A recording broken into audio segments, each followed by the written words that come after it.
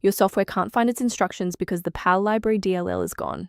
I'm Sophie Chen, a senior Windows support engineer, and I'll show you exactly how to restore that connection. Before we dive into the PAL library troubleshooting, a resource for system environment optimization is available below. This is the PAL library, the Platform Abstraction Layer, PL. It provides a portable unmanaged bridge that allows localized software to run on Windows by mapping high-level calls to native Win32 kernel manifests. With that context in mind, our first logical step is a clean reinstallation.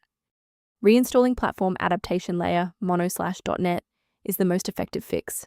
Download the x86 and x64 Visual C++ Redistributable installers from Microsoft and run them. If you are still encountering the error after following the official setup, it's time to investigate the underlying system architecture. A full system restart clears the temporary memory cache and allows Windows to attempt a fresh initialization of all required libraries, including PAL library. Before you reboot, make sure to bookmark this video or click the like button so you can easily find your way back to the next step once your PC is back up and running. Following the restart, if the diagnostic status remains unchanged, please execute the commands in step 3. If you need to pause the video to review the syntax, please do.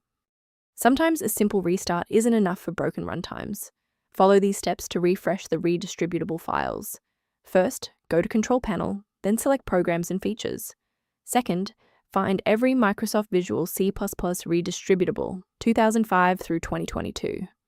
Third, right-click each and select Change, then select Repair. If that fails, download the latest all-in-one VC++ Redistributable package from Microsoft's website.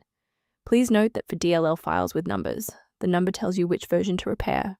For example, 120 equals 2013. To avoid future system conflicts, there is one specific security trap we should discuss.